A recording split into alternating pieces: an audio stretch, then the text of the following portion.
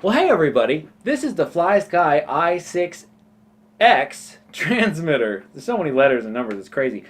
Did you know that it works with the FlySky GR3E receiver? It does! I didn't know this. I kind of looked around on the internet. I couldn't find any like super solid information about whether it worked with this transmitter or not, or what. And it's like it's not usually marketed for airplanes. I don't know why, but there are some reasons why that is. But the point is, it does work. In case you were wondering, it does work, and I'm going to show you how to set it up because there are a couple steps you need to go through. And I also found this really super duper nifty dandy comparison page, which I will put up on the screen right now. So you should be looking at it, and it shows you which transmitters work with which receivers, and it tells you what kind of protocol they use and all that stuff. Let's get into how to actually get these things connected and working together, and some of the differences between this one and another commonly available receiver, which is the FlySky iA6B. Alright, I'm going to show you how to bind the receiver to your transmitter. As I said, there is one step that you have to do because this is using the older protocol. This transmitter is backwards compatible, and we just need to set it up to talk to this receiver. So in order to do that, what we're going to do is we're going to turn on our transmitter. You see the screen looks like this. We're going to press and hold OK to go into the menu. We're going to click on the system setup. Now we're going to scroll down to RX setup, and then on the very top, RX or RF standard, we're going to press OK, and it says this will change the I don't know why I have such a hard time saying that, AFHDS mode. Are you sure? Yes, we are sure. Press OK. Select the top one there. We're going to press OK again. Select AFHDS, and then we're going to press and hold cancel. And then that has done it. Now we're going to go back to the main menu, and it should look like that. It's like the older style. Whoa, crazy. Now we're going to get our airplane. I have this little airplane, mock-up airplane, I guess, with all the electronics here. And we're going to first bind it. So we need a battery. We're going to plug the battery into our ESC. Okay, we're going to take our lead from the ESC.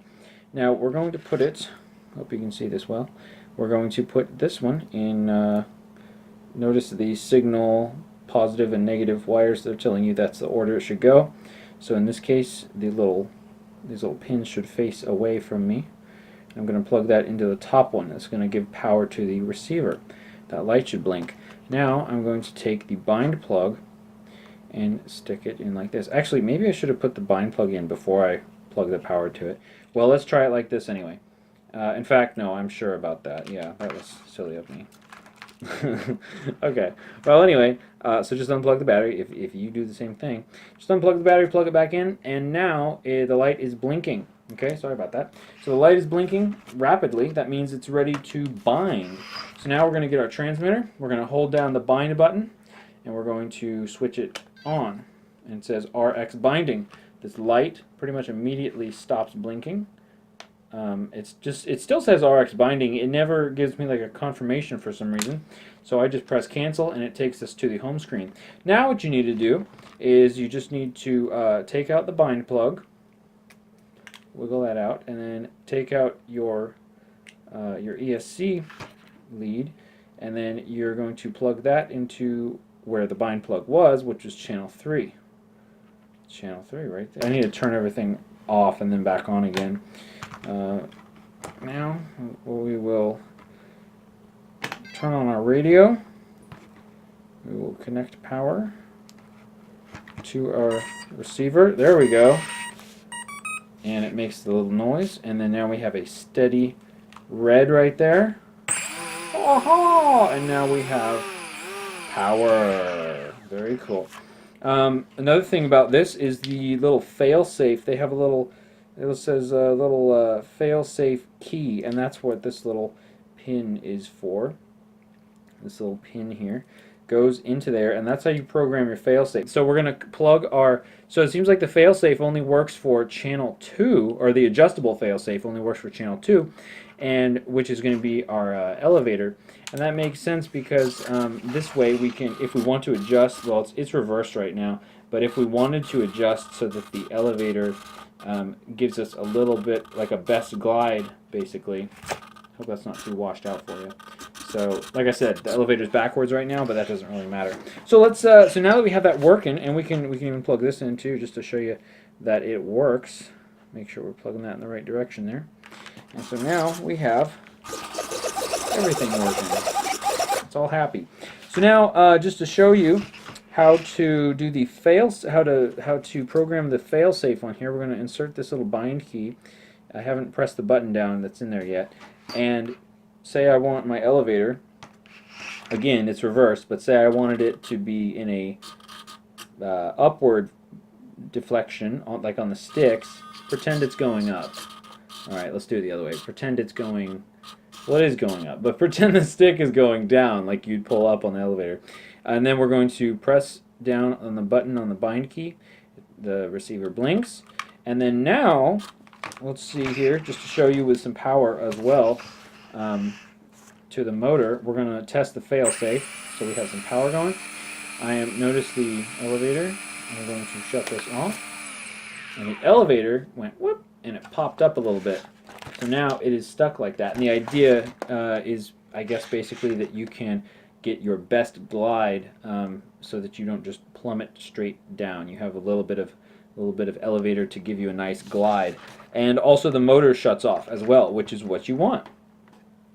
Alright, let's take a closer look at these two receivers just to give you a size comparison, because I know I was curious about the size difference. Kind of the downside of FlySky is they don't have a lot of micro type receivers. So this is kind of one of the smallest ones, and I just want this for simple backyard kind of, park flyer sized 3-channel airplanes. It's simple, and it's probably just me flying. I don't need a lot of range. I think that's what this will work pretty great for. I haven't done a lot of testing with this, but it seems like it has been working just fine so far. Here's your sizes for you. Some size difference there. I put the Velcro on mine. That's what I did. Of course, with the GR3E, you have the pins coming out of sort of the top at a right angle to the main body, and this one it's more inline on the iA6B, that is. And then of course on the iA6B you have more channels, and you have S-bus capability and all that good stuff. But wait, there's more. Let's check the weights right now.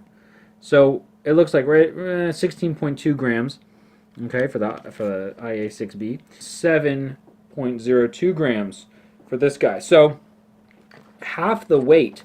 It weighs half as much. It's much smaller.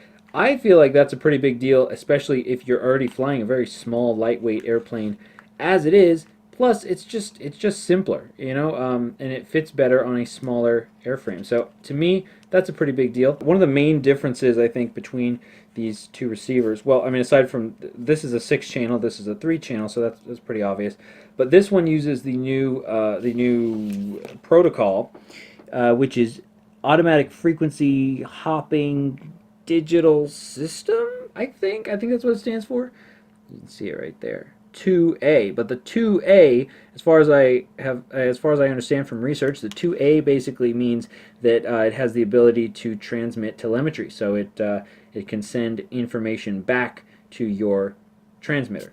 Whereas this one uses the older system, just without the 2A, the AFHDS. Also, one of the other things about this system is that I guess it's a more robust system, so you're less likely to have brownouts or other interference. All very good things, but again, depending, given the situation, this receiver is twice as much and it weighs twice as much, and so do you need twice as much? I guess that's sort of the question there.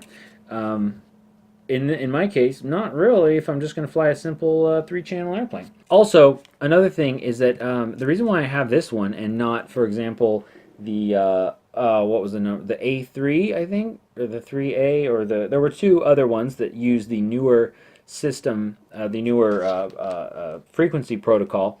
And the reason why I don't have those ones is because they're not very accessible. It seems like they're not very easy to find. I could only find them like on Banggood and places that where it would just take a long time to get to me. This one was available on Amazon.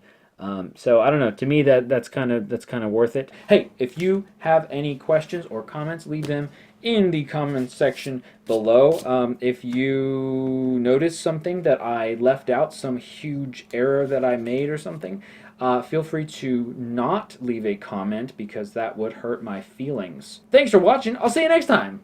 Oh, I almost forgot. Give this video a like and consider subscribing to this channel if you enjoyed this content. I mean, how could you not? You know what I mean?